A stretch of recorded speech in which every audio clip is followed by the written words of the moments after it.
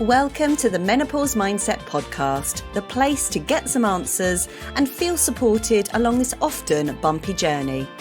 Many people sail through menopause, but many people don't. And so my guests and I are here to motivate you and inspire you so that you can make menopause a happier transition for yourself and for your loved ones. I'm Sally Garozzo and I'm an award-winning rapid transformational therapist, a menopause educator and the founder of the Sleep Superpower Academy. So without further ado, let's dive in. So my guest today is an autoimmune nutritionist who struggled for 25 years from multiple autoimmune conditions that affected her energy, her skin, her hair and her joints. After studying immunology and training as a nutritionist, she was able to uncover the root of her issues and was able to transform her health and now lives a symptom-free life. As a result of her journey, she now helps strong-willed women who have autoimmune disease to regain their strength and live a whole symptom-free life. She's a keen health writer and has been featured in Cosmopolitan, The Telegraph and Glamour magazine, among others. She's co-authored a book with wellbeing therapists called Empowerment in Health and Wellness, which provides practical wellness tips to thrive after a life challenge. She is a keen home cook. She loves long country walks. She loves doing Pilates, singing in her local choir, and is dedicated to her 2 twin pups. So I'm very, very excited to be talking to her today. VJ Hamilton, welcome to the podcast. Hello, thanks so much for having me on today. You're so welcome. I'm so excited to be talking to you because I'm fascinated with autoimmune issues, because I think as we get older and as we go through menopause, the hormone changes that we experience, our risk factor of experiencing these autoimmune issues does go up. So I'm really passionate about talking to you who's been through this, who's kind of paved the way, who's just had so much experience with inflammation, the immune system and everything like that. So can you tell us, VJ, a little bit about your experience of chronic illness? When did it start for you? Yeah, I'm a little bit different, I would say, to a lot of the people that I'm working with, in the fact that I developed my first autoimmune disease when I was just 7 years old. So my parents discovered a patch of alopecia at the back of my head, and I ended up going to see the dermatologist. And at the time, I didn't really know, it just felt like hair loss at the time. I didn't really see the connection with autoimmune disease. And then as I got older and learned more, and then actually I developed psoriasis when I was a teenager, I got to know a lot more about autoimmune disease. And there was other people in my family as well who were struggling with similar issues. And then it was during my A-levels really that I started feeling very fatigued. And then I went to university, and to be honest, I actually went on to university to study immunology and biochemistry, really because I wanted to know more about autoimmune disease from a scientific perspective. Still wasn't sure what I wanted to do as a career at that point, but I did my dissertation on the autoimmune disease vasculitis, so it was quite interesting learning about it from that perspective. But my fatigue was pretty bad during university. I was going back and forth to the doctors, and they kept testing me for glandular fever, and every time it just wasn't coming up as positive. So they finally said that I had a sister virus to glandular fever. Ended up going traveling and came back and became a chartered accountant. So I really fell into that, I would say. And I really wanted to kind of work in that kind of corporate career. And I did I've met so many amazing people there, worked in lots of amazing companies that specialized in tax. And I did that for 14 years. But during that time period, I had started looking into nutrition again. And my brother was diagnosed with multiple sclerosis as well during that time. And I think with his diagnosis, I really wanted to put the science into practice. And nutritional therapy just felt like the best way to do that. So I trained as a nutritionist, learned a lot about functional medicine, which is about dealing with the root cause of your issue rather than the symptoms. I mean, my fatigue was getting worse and worse at this point. I also had anxiety, brain fog, internal tremors. lots of different things going on. But I did a lot of functional testing. I really dug deep. I changed a lot of things in my lifestyle as well as my diet. And 7 years later, well, I probably started about 10 years ago, but I have been symptom free for 7 years now. And I know the 7 years because I started feeling a lot better when I got married. And I think my wedding was a real motivator to get healthy as well. Mm. So it's been 7 years now. And luckily, I don't have any of those symptoms anymore. So that's really what I'm putting into practice with my clients now. Yeah, so taking the functional approach by uncovering and layering. How long did it take you, would you say, from the minute you saw a practitioner to, well, when you started to feel better? Because it can be quite a lengthy process, can't it? Yeah, I think I had a lot of ups and downs, and I think that is always, well, it can be the case a lot of the time with autoimmune disease. You start feeling loads better, and then you have a blip. It's a bit like a roller coaster. So during that process, as I said, I had quite a strange internal tremor feeling at one point, but that was whilst I was getting healthy. I had a lot of skin rashes that would come out, and the fatigue was there on and off. But every step I was getting stronger. I could feel it in my body. And I Mm. just had complete faith in the process as well. I didn't deviate from it. And I would say, yeah, it really took 3 years in total to see all my symptoms really reverse. But I saw a big difference, I would say, after 6 months. And I do remember at the time I was working with a practitioner, Christine Bailey, who is, wonderful. And I remember just like emailing her all the time and saying, "Oh gosh, I'm feeling this. This is better. The other is better." So yeah, it was really good. I kept seeing my progress, but it was a point in my life when I kind of looked back and I was like, wow, I just don't have the fatigue anymore. I can exercise whenever I like, and I'm not feeling bad for 5 days afterwards. And it was just different things when I started reflecting that I realized that, oh wow, this has made such a big difference. Okay, so there's a lot that's come up there for me. First of all, what was your condition called? So I was diagnosed with alopecia areata, and then I was diagnosed with psoriasis, um, and then I was diagnosed with chronic fatigue syndrome. But other things that were happening in my body was I had severe joint pain. I used to have lots of different skin rashes. I had adult acne when I was in my early 20s, and I had a lot of swelling in my body as well. Um, so there was a few other things going on as well as those diagnoses. I got to the point when I saw the endocrinologist that I just felt like I just needed to deal with it all on my own and to stop searching for the diagnosis, because I think I was quite lucky in the fact that it wasn't easy living with these conditions, but I never had anything severe. So I see that with my brother who's got multiple sclerosis. It's a little bit different when you have a condition like that, although I do work with clients who are very proactive and catch it early, and are living symptom free with multiple sclerosis as well.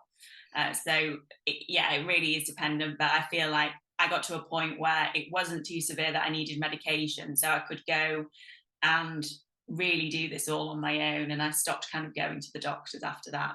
Hmm. And I mean, it's quite an expensive thing, isn't it? And that can be very prohibitive when you don't have a lot of money and you're having all of these symptoms, but you know a functional medicine approach is going to be good for you. It takes a lot of time, it takes a lot of money. How did you get past that? Were you able to just go, well, you tell me, how did you get past it? I just got to a point, and I do agree. Some of the testing in particular can be quite expensive, but I was spending money on a lot of other things at the time, and it just got to a point where I decided, actually, I'm going to invest my money in this now. There are other things you can do as well if you don't have the money to invest. But that's the decision I took. I just decided to, I wasn't going out for as many meals. I, stopped shopping. I mean, this was all quite good for me anyway, as part of, I started adapting more healthy habits, which were less expensive, because going for a walk in nature is less expensive than going for a fancy meal. So I just decided to, and I think when you're going through this recovery process as well, it is best to really just focus in on your health for a period of time. Obviously, still enjoy yourself, still surround yourself with people that you love, but it is quite nice to take a break from the other things in life that were maybe causing you to spend money. So yeah, I just decided it was time to invest, and I did quite a few of the functional tests, and I worked with a practitioner, and it just felt like the right time for me. But there are other things you can do. I do think there is a lot of information out there, and it becomes very confusing for people. There's a lot of different diet regimes. People try and they don't work, and people then end up feeling quite frustrated. So I would say, I've got my own community, but it is good to really just, it's definitely a personalized approach. So finding ways that you can personalize it for yourself. I do find journaling of all things, journaling, free writing, just to understand yourself a bit better, but also journaling about food and how you're feeling, what symptoms you've got. You can learn so much just from yourself, and from that you can take action as well. Yeah, that makes sense. How did you sort of stay on the path when it got a bit tough? Because there must have been times when you thought, oh God, I just want a glass of champagne, or I just want to go out and have a nice meal, have a blowout, or I'm just completely exhausted, I can't be bothered to go to the supermarket and get this food. Or how did you navigate all of those blocks and resistances to be on that path long term? Well, there was various things that kind of brought into my life at that time, because it wasn't just about the diet. I was changing lots of different things in my life as well. And well, other people really helped me as well. So I actually started training in Pilates during this process. And it was just an amazing community of women who were really supportive, and I learned so much during that course. It wasn't even just the Pilates that I learned. I learned so much about just human nature, and giving yourself grace. And there were times where I wasn't like 100% committed, and if I did kind of have a blip, I just always made sure that I didn't think, oh well, that's it then. I just continued on, because there are some days where you might need to go and buy that ready meal, or you just, and I have this with I see this with my clients as well. They want to do everything perfectly, and I do completely understand that. So it's like, oh, I really wanted to make this amazing recipe, but I didn't have all the ingredients, so I then just didn't eat anything, or I then just ate something really convenient. And I'm like, well, you could have just bought lots of organic chicken, or wild caught fish and loads of vegetables, and just put that in the oven. It doesn't always have to be perfect. Yeah. And that's really where I got to in my head as well. Like sometimes it was just I was just putting some salmon and vegetables into the oven because I only had 15 minutes. And yeah, it probably wasn't the most tastiest meal, but it was fine for a Thursday night. Yeah. And then at a weekend, I'd make some like delicious curries that were really tasty. But I didn't put too much pressure on myself. I think that's really how it worked for me. I had faith in the process, but at the same time, I didn't overwhelm myself with it. Yeah, good. I like that. So your immune system was compromised, it seemed, at a very young age. You said it started around 7. Do you know why that might have been? Well, there's definitely genetic susceptibility with autoimmune disease. It doesn't mean that there's one gene for autoimmune disease, but it does mean that if other people in your family have autoimmune disease, you're more prone to them, because it might be a cluster of different genes that come together. And I do have autoimmune disease in both sides of my family. The other piece of it is probably that when I was born, I was really ill because I reacted quite badly to cow's milk, and they didn't know what was wrong with me. So I got a lot of antibiotics. I think I was very young, like 6 weeks old. So it probably killed off a lot of the beneficial bacteria in my gut. And then there was things going on in my family as well. My parents split up. So, I mean, that was probably a big factor.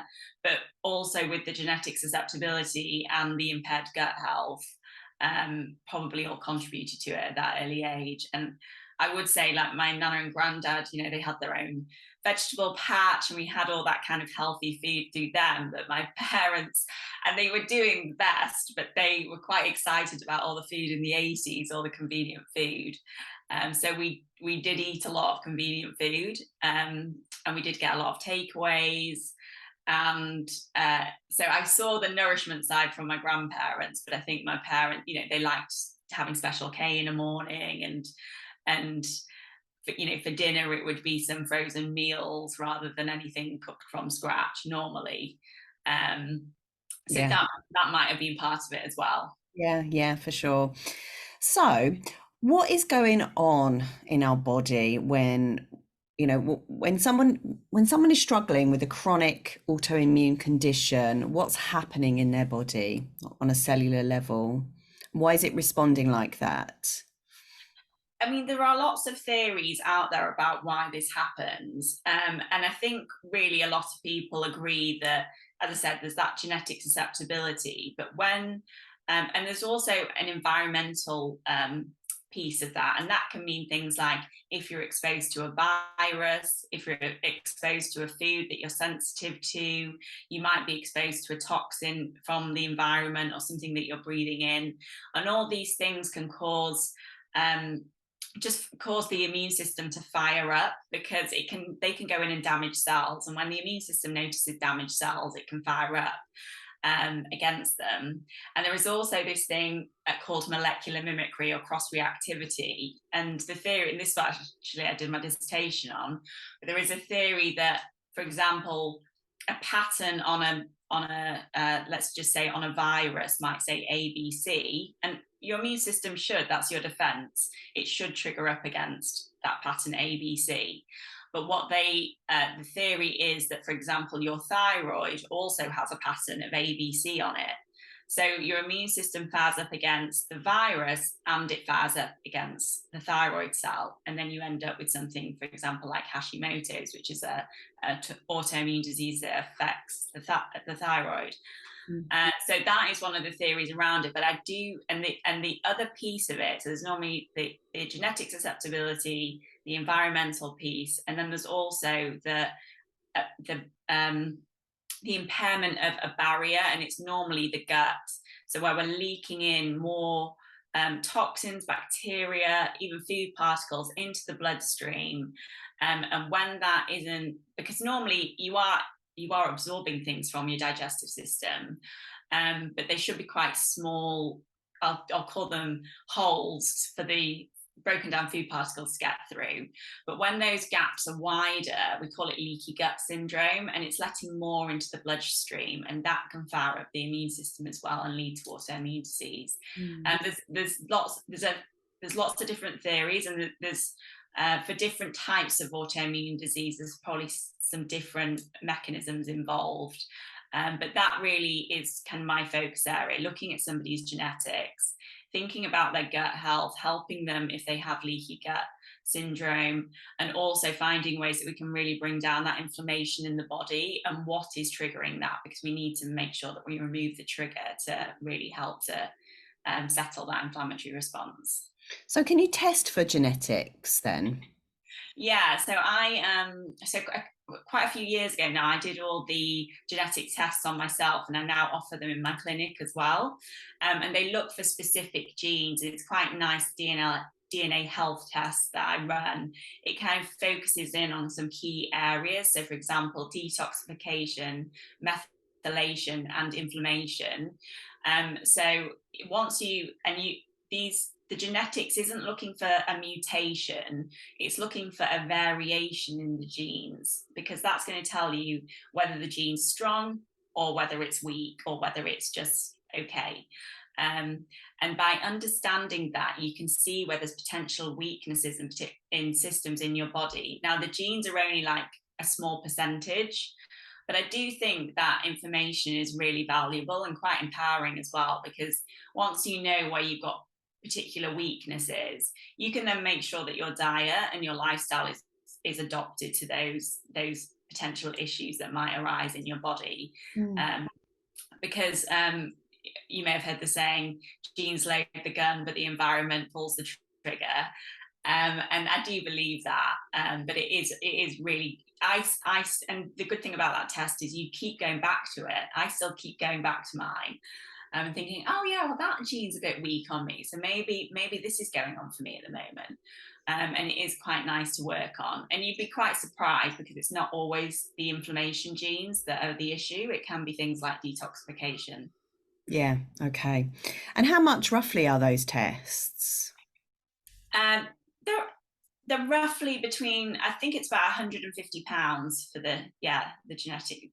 That's the full profile.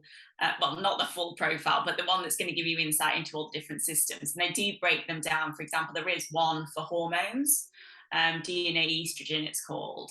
And there are quite a few different tests on the market, but then they'll do one for sport and they do one for diet. So they're more around, I think, about £99 to do like specific focused areas. Yeah, okay. And I guess that won't change, will it? It's not like having a hormone test.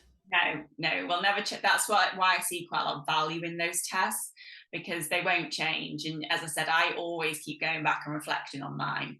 Yeah. Even now, it's quite motivating to go back and say, it's like, oh yeah, I need to have my green juice today. Yeah, that makes lots and lots of sense. So why do we get these inflammatory conditions at menopause? What's going on with our hormones? How does the hormone changes and the immune system interplay? Well, I mentioned about that trigger, and yeah, I should have really. So some of the core testing that I run is actually, one of them is the hormone panel, the Dutch test, because it is such a crucial factor in a potential trigger for autoimmune disease.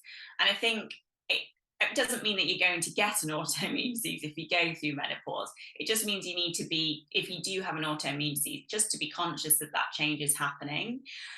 Because progesterone is kind of an immune modulator, so it helps to keep everything in check. So we know, especially, progesterone is going down in perimenopause as well. So just making sure that we're doing as much as we can to make sure that we're detoxing estrogens and not having that imbalance. Now, with estrogen itself, because women are far more likely to develop an autoimmune disease than men, the theory has always been that estrogen plays a role in the development of autoimmune disease. But the problem with it is that sometimes too little estrogen can trigger an autoimmune disease, and sometimes it's too much. But I think that just is, it's what you talk about a lot. It's like, it's all about the balance. And so we know estrogen definitely has a role to play. And so when somebody is estrogen dominant, it could, for example, trigger an autoimmune disease just because of that imbalance. And the immune cells actually have estrogen receptors on them. And a receptor on a cell it's almost like a message to the cell to work. To do something. So we know that the immune system and estrogen have a close link. And so it is really important to, and the testing, the Dutch test is quite insightful actually, because it shows you what metabolites, so when you do detox estrogen from the body, what metabolites you're producing, because those metabolites can have different effects in the body. There is one metabolite that they've shown can cause issues with your DNA. And we know with autoimmune disease that sometimes the immune system is fired up against DNA. And it may be that there is for example, some damage in the DNA that the immune system's identified. So it's triggering against it correctly. So it's just making sure that we're working through that and making sure that estrogen is going down kind of more of a healthy pathway when you're detoxing it from the body. And yeah, so that's really important as well. But it's any kind of big, I find there'll be any change to the body if we're going through stress, if we're going through hormone changes, like any life changes. These are all triggers for autoimmune disease. But just what I wanted to emphasize is that your body has to be already in a slightly unsettled state to for that to happen, which we call mediators. So the things that are going on in the background and that make you more susceptible to them. But then there will be this trigger. And as I said, that can be any of those kind of life-changing, either from an emotional perspective or from a bodily perspective. And we know, women go through these hormone changes throughout their life. And I mean, I did develop my autoimmune diseases around kind of puberty. That's when I first developed them. So I often wonder if that was part of the picture as well. Change being a trigger.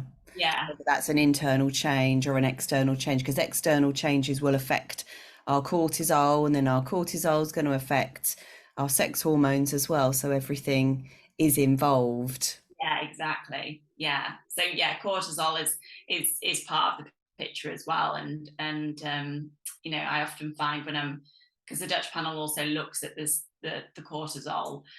So I often find that imbalanced a lot with my autoimmune clients. And they do say that adverse childhood events, which can almost like rewire the stress response, can be a contributing factor to developing an autoimmune disease as well. And I wonder if it's to do with the way that people are producing cortisol or responding to stress.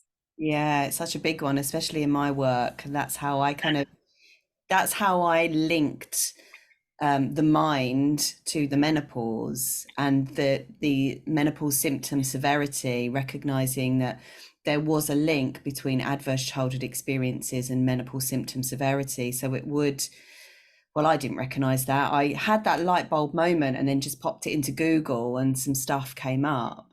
So Yeah. it makes sense then that adverse childhood experiences not only affect menopause, but also our immune system and literally every other system, the digestive system. Just Yeah. depends which one you're going to get, I suppose.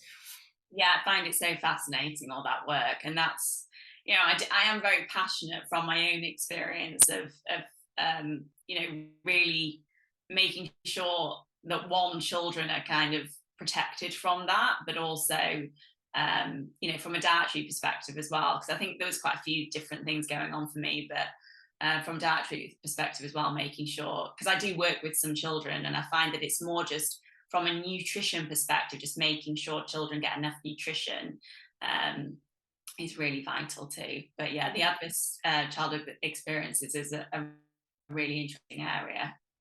Yeah. And I'm sure you've talked about this and studied it yourself, but I find it very interesting that you can still have a lot of adverse childhood experiences, but if you have that kind of person of support throughout that period, it can make your score a lot lower. So yeah, I found that interesting as well, because I do find some people kind of with a lower number still have less resilience to stress, but then they didn't have that supportive figure throughout it. Yeah, Marissa Peer says you just need one person. If you've got one person, it helps you feel safe. And it's that feeling of safety. When a body doesn't feel safe, all the systems are going haywire. It's on high alert, it's overdriven, too much adrenaline, too much cortisol, the nervous system's jacked up, everything, that the thyroid is affected as well, and the gut health is affected. It's really hard to get yourself back online if you don't feel safe. So that's why I think a lot of functional medicine doctors focus on stress levels and focus on your community support system and making sure that you do feel safe in your work and in your life, so that because if you don't, then there's not much point in addressing the nutrition. It's like, let's get everything down first, and then because I think as well, if you don't feel safe, you're much less likely to be motivated. You might not even want to go into a supermarket, or you might just feel like you don't have the organizational skills to even cook a meal or something, or you might end up overthinking what supplements you're going to buy. There needs to be that level of just zen, even if it's 1 or 2 increments lower than what you're already feeling, to be able to function. Yeah, 100%. And I think I've probably missed that out on my part in my story as well. But I did a lot of work with, coaches and alternate therapies, and that really helps to, because I remember just going on a call with a life coach, and I was like, well, I've got this to do, I've got this to do, I'm doing this, I'm doing this. And she was just like, oh wow, calm down. And I was like, oh, what? I didn't even realize that was like there was anything wrong. And she's like, that's quite a lot. And I was like, oh, I just want to get it done. I just want to do it. and I had to really work on that yeah. And I still work on that, but I feel I'm just in such a calmer state to then, but I probably still have a very high baseline. But it does that is the thing that takes a long time, I would say, a longer time. Yeah, because And it's quite addictive, that high functioning personality. We yeah, place a lot of our emphasis of our identity, who we are, on high functioning, and doing all the things and having all these projects. We can place a sense of internal importance on yeah, that. It helps us to feel like we matter, because maybe we've never mattered in our childhood, or something has gone wrong in our childhood where we felt like we don't matter. And so we're constantly developing this sort of precocious intelligence to feel like we matter and we've got our place in the world. But actually, when you hit midlife or you hit a certain challenge, you recognize, oh, that's not actually working for me, and yeah, I need to dial that down and give back to myself, because the body just needs, of course, you can deal with all of those challenges, and you can be really ambitious, but on a foundation of natural health, because that's going to provide you with a natural energy, and then recognize when you're going into burnout mode. yeah, exactly. Yeah. And I think it's that awareness. I think that is like the key first step. And once my clients have the awareness, I see some huge changes from them as well. Um, and yeah, and I think it's understanding, because I have a lot of, and I was the same, I have a lot of clients who will be like, I'm not stressed at all. And I remember somebody asking me, and I was like, 2 out of 10 stress wise. And I must have been 10 out of 10 looking back. Um, but I see that a lot, and it's just the awareness of what stress feels like and what it feels like to be calm. Um, and I use something like an aura ring, and I quite, I mean, it's probably, again, I'm feeling motivated by my aura ring, but it does a heart rate variability to see, when you are in that more kind of therapeutic state, parasympathetic state. And it still surprises me now. I mean, my numbers get high, and I'm just like, I'm the relaxed I've ever felt in my life. I was like, is this what people feel like a lot of the time? Because this is just like a new feeling. I always feel like completely flat. But yeah, so I'm still learning, but I'm definitely a lot further than where I was 10 years ago. Yeah, that's really good. So how do we reset using diet then? What sorts of things do you recommend? I think there's different stages. I think when you are feeling inflammatory symptoms, which you might be having constant migraines, headaches, you might be feeling joint pain. A lot of the time it is fatigue. I think it's one of the key symptoms that people are dealing with, whether you've got chronic fatigue syndrome or not, especially with autoimmune disease. So really, I do find following an anti-inflammatory diet, so having lots of polyphenols in the diet, and I would say when you're in that inflammatory state, it's almost like you need to add even more potent things in. So the powders that you can get, like the cranberry, the acai, there's things like baobab and Indian gooseberry, just to give you that extra boost. And I did find, and I do find this with my clients with fatigue as well, if you do have more of a carbohydrate based diet, especially if there's a lot of sugar in the diet, that can be one of the key causes of your fatigue. And I found that switching to more of a fat based diet when I was recovering really helped me to maintain my energy. Now I eat more carbohydrates again, but I've got that sensitivity back to my cells, and that's how these polyphenols and antioxidants can help as well. So all the colourful dark coloured berries and colourful fruits and vegetables can really help with that sensitivity at the cellular level. But it was good for me to go through a process of kind of eating more of a, I'm calling it a fat-based diet, but it's got lots of vegetables included in it as well, but just not eating as much of kind of the white carbs and the refined carbohydrates that are going to spike my blood sugar. So that's a really nice way to reset. And I think part of resetting, I'm not sure if you just asked me about diet, but part of resetting is definitely about everything else as well. So thinking about your movement, thinking about your sleep, thinking about your lifestyle, and thinking about you and putting yourself first, because it's very hard to recover from something like autoimmune disease if you're not really taking care of yourself. Because if you know, the best person to look after yourself is you, isn't it? And again, you need to be in that right frame of mind to do that. And I think, as I said, that's where I think I was 10 years ago when I just decided I'm ready to invest. I need to do this for myself now. Yeah, it's that long-term investment, isn't it? Because it's all well and good just going, oh yeah, I need to see a nutritionist or I need to get a Dutch test done. But what about afterwards? Yeah. So it's like that continual investment, continually looking at what's going on, continually monitoring the way that you feel based on what's happening to you, so that you become, it's like Project Me, you know, Yeah, and that's, exactly. I like that Project. yeah, love it. So what's the link with blood sugar and inflammation? When we have high blood sugar, when we have, it's more the kind of dips in blood sugar.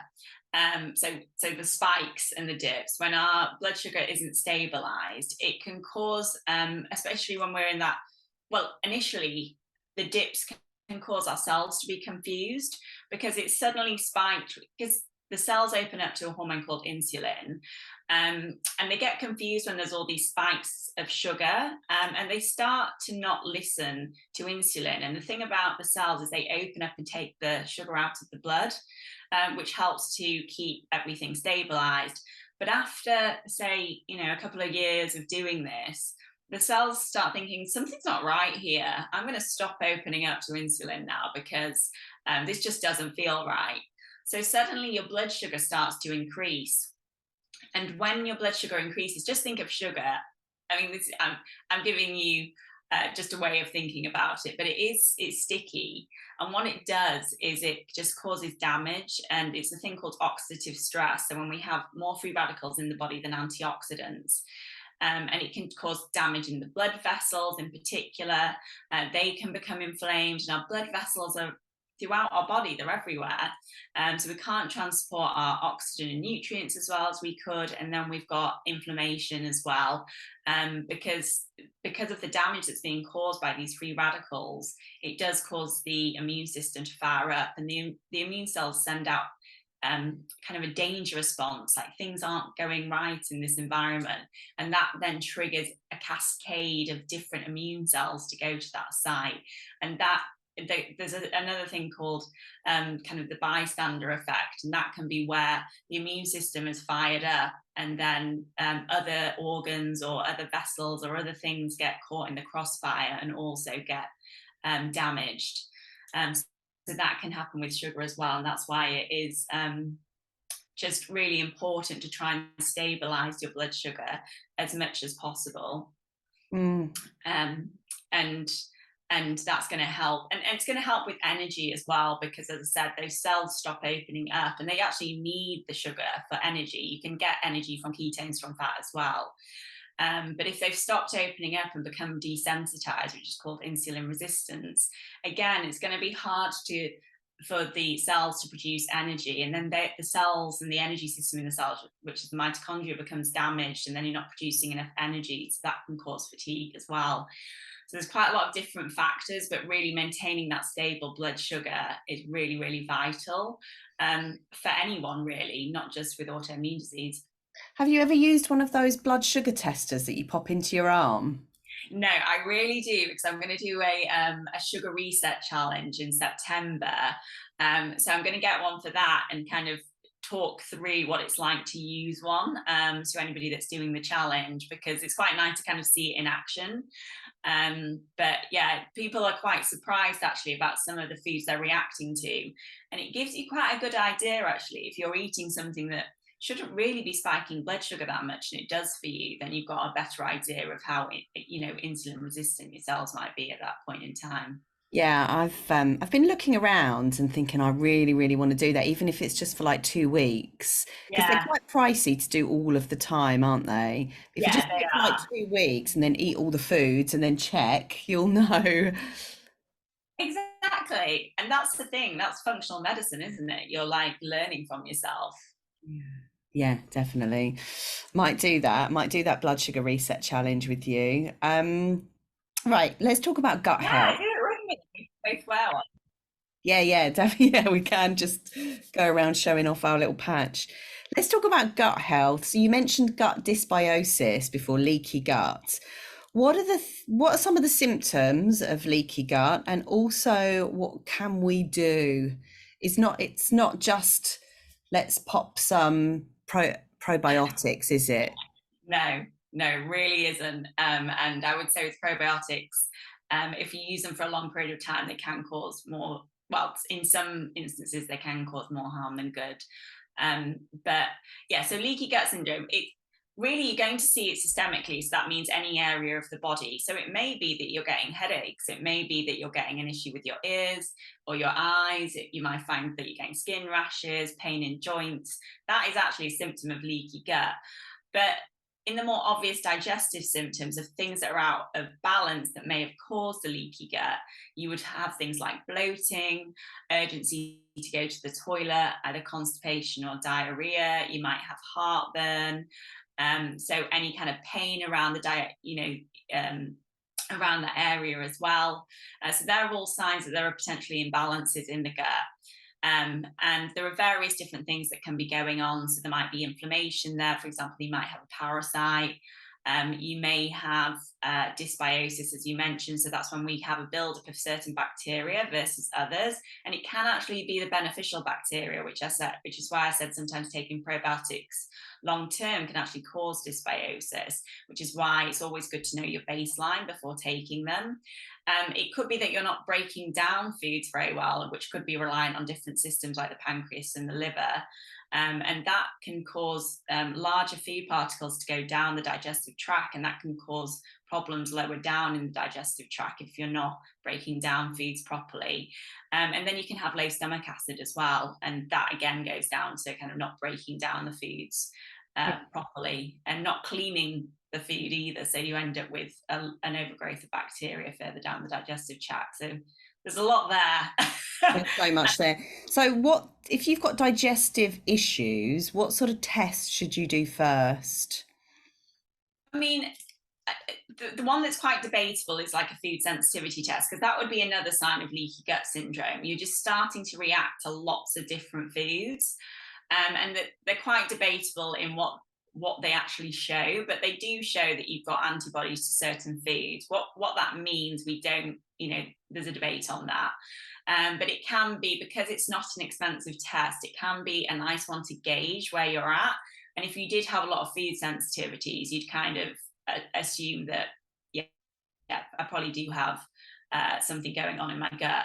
Or you take that a step further and you can do stool testing.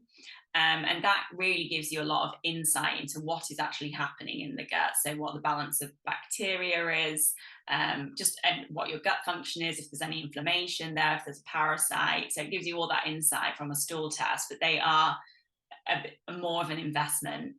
And then there's also something, oh, sorry. I was going to say, with the stool test, can you do that yourself? Because with the Dutch test, I couldn't make head nor tail.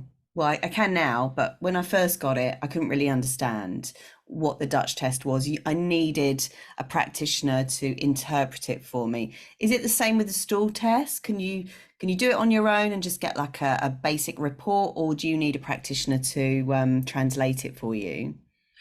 I would say it's best to have a practitioner translate it to you. And the ones that I run in my clinic are ones that you would only be able to purchase through a practitioner like me.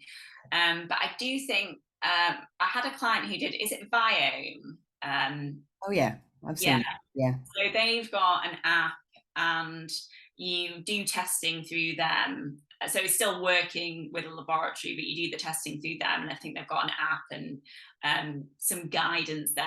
I mean, the report was okay, but I do think because with gut health, you there's a process and that can take 3 to 6 months really, because there might be some antimicrobials that you use at first, so really to get everything back into balance. Then you might start eating certain foods to help to grow certain bacteria. You might end up adding in a probiotic. So there's lots of different things that you would do with that information, and I wonder if just getting kind of a report is enough for you to be able to take the right approach. Because I have sometimes people tell me that they're taking oil of oregano like for the last 2 years, and that can cause disruption in and of itself just by taking some of these things over a long period of time. So I think with a lot of the supplements for gut health, they are just meant to be a short term,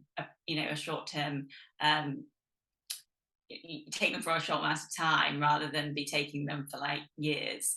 Yeah. Yeah, that makes perfect sense. Okay, what else did I want to talk to you about? Toxicity. How does that affect our immune system? So, what are you talking about when you say toxicity? Yeah, there's lots of different toxins. So there can be things that we're breathing in from the air. Let's just use a very obvious one of cigarettes. So when people are breathing those in, obviously getting a lot of toxins in the bloodstream, and that, I would say, the air we breathe is one of the easiest ways for the body to be exposed to toxins. So you get a lot of mold toxicity as well. So if you're living in a house that has a lot of mold, I think that was an issue for me in the past as well, renting a lovely old house, and but unfortunately it just had a lot of mold in it. And then you can get it through plastics as well. So it may be that like some of the food that you're eating. Obviously, there's pesticides in non-organic food. And that's why I always direct people to the Dirty Dozen list from the Environmental Working Group, just so we know where which vegetables to avoid if they're not organic, because they have a higher amount of pesticides. And then beauty products and household products. Uh, I'm quite surprised sometimes at some of the products I find and some of the chemicals that are in it. And because I've got my 2 dogs as well, even there's things that you put on the carpet, and there's all sorts of things, and there's a lot of chemicals in them. And my dog got quite ill when I put some mold spray into the shower. And when I actually researched it, I didn't realize how toxic it was, and it really put me off. And now, my mum sometimes helps me, but I just make sure that I've got kind of very natural household products as much as possible. And you can't be perfect, but you can do the best you can. And what about water? I mean, do you, first of all, I want to know what household products you use. And second of all, I want to know about water, because is it enough just to have a water filter, or do you spice up your water in any other way? I've always been, I drink a lot of water. I feel quite thirsty. And again, I always wondered if I had Sjogren's, which is an autoimmune disease that can affect the saliva glands. So I've always drank a lot of water. I have always prioritized water. I think in life, everything's a priority. So we don't actually use a filter, because I buy glass bottled water.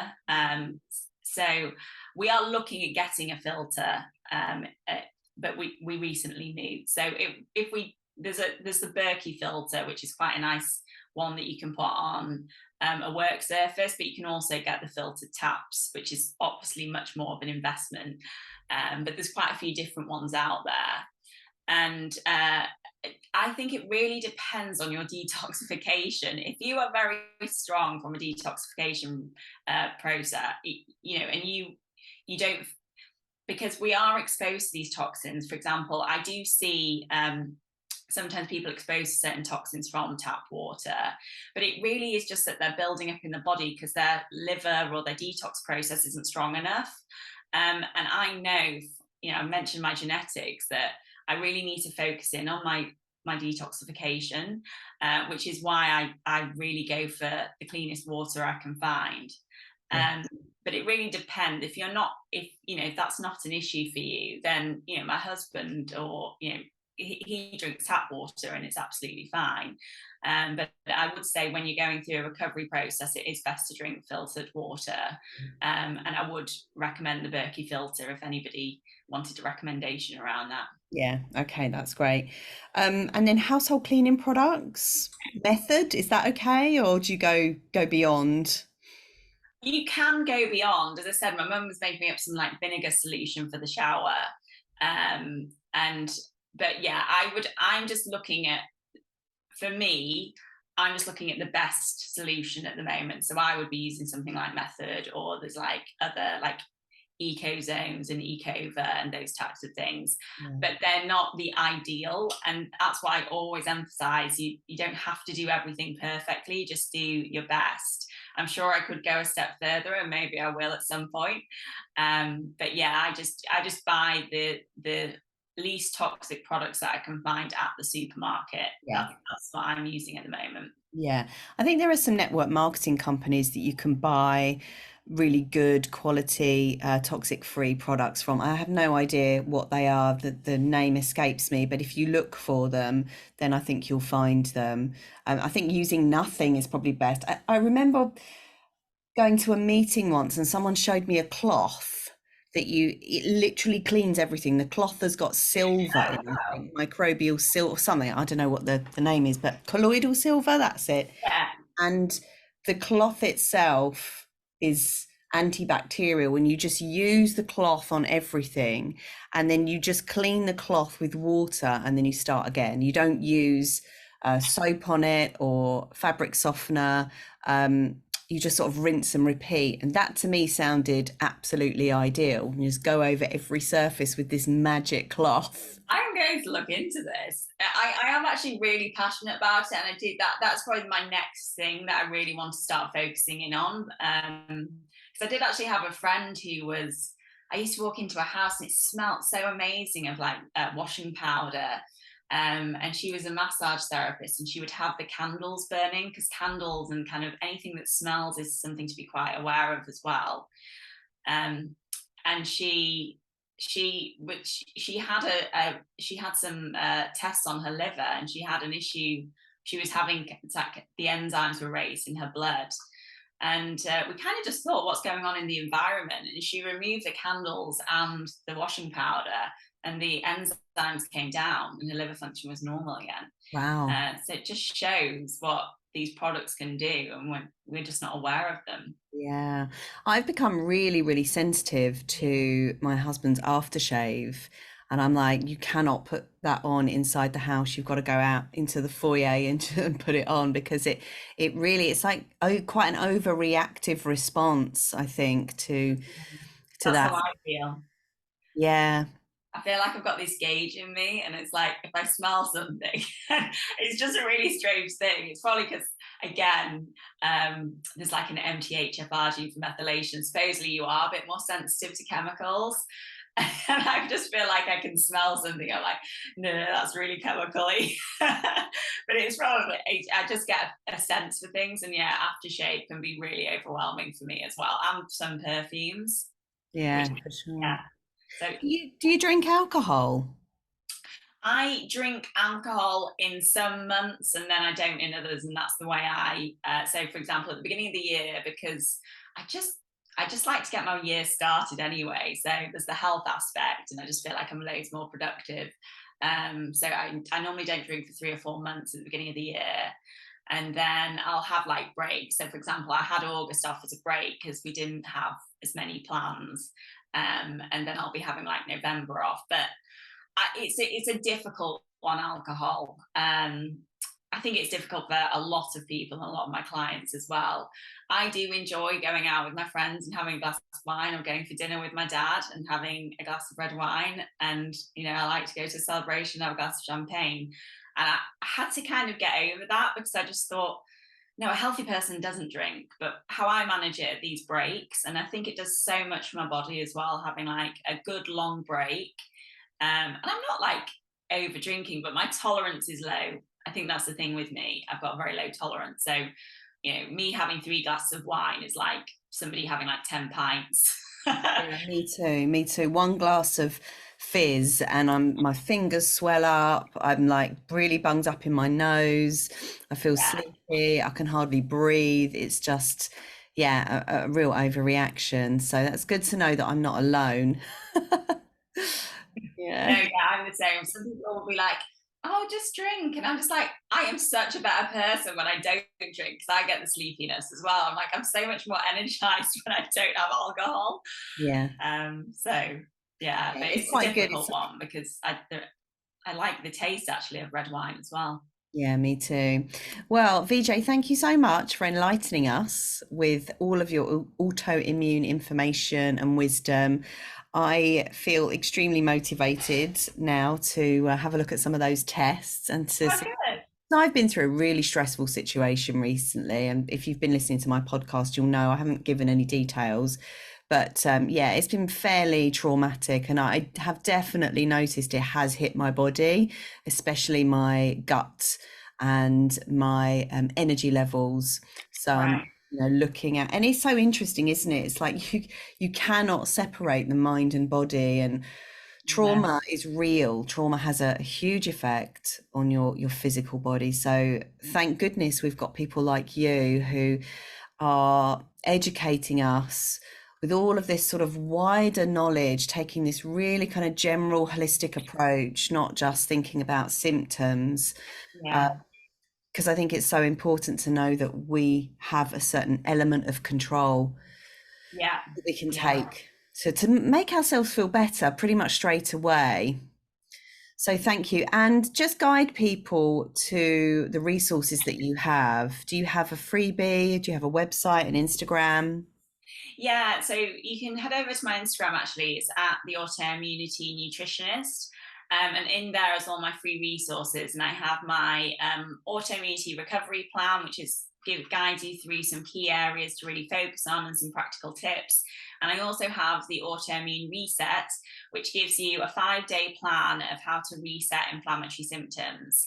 And then my website is www.theautoimmunitynutritionist.com. And I have a community called the Autoimmunity Community on Facebook. And I would love people to join that. I'm very active on there. Yeah, sharing lots of tips. And it's a really lovely community and we do challenges and things. So yeah, I would love to see people over there. Awesome. Thank you. I'll be joining that. So Great. yeah, thank you so much, VJ. Thanks so much, Sally. It's been great to be on today. Remember, if you're liking these podcasts and you really believe in getting the word out there about menopause, midlife, and mental health, then please subscribe and leave a review. It just means that we get to reach out to more people who need to hear this message. And happy people means a happy world. Your interaction might very well help to save another person's sanity. Please share this, and I'll see you next week. Bye for now.